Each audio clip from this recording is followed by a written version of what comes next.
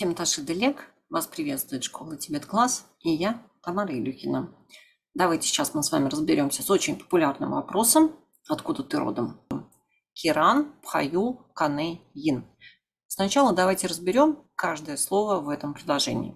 Керан – местоимение второго лица.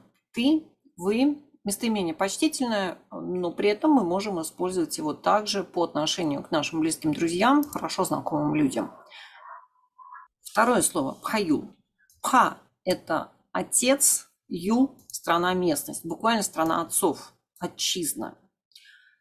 Затем у нас с вами стоит вопросительное слово кане – откуда. И в конце окончание ин, глагольное окончание. Это окончание показывает нам, что данное предложение относится к смысловой группе предложений отождествлений. Являешься, обладаешь определенными качествами. Буквально ты являешься из какой страны отцов.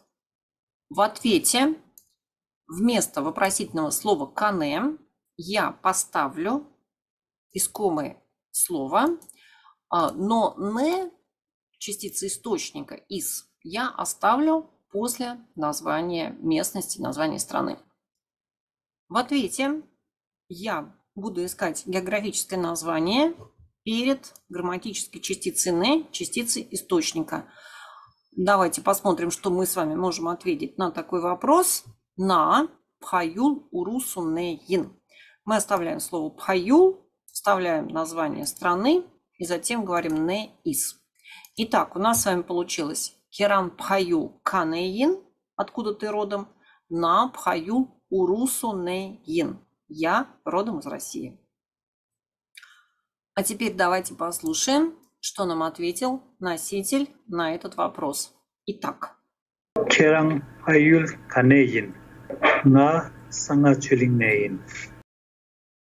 В ответе носителя географическое название Санакчулин. Итак, мы с вами разобрали вопрос «Откуда ты родом?», узнали, как на него отвечать, и я очень жду вас всех на наших страницах в соцсетях, на нашем сайте и, конечно же, на наших уроках. Всем счастья!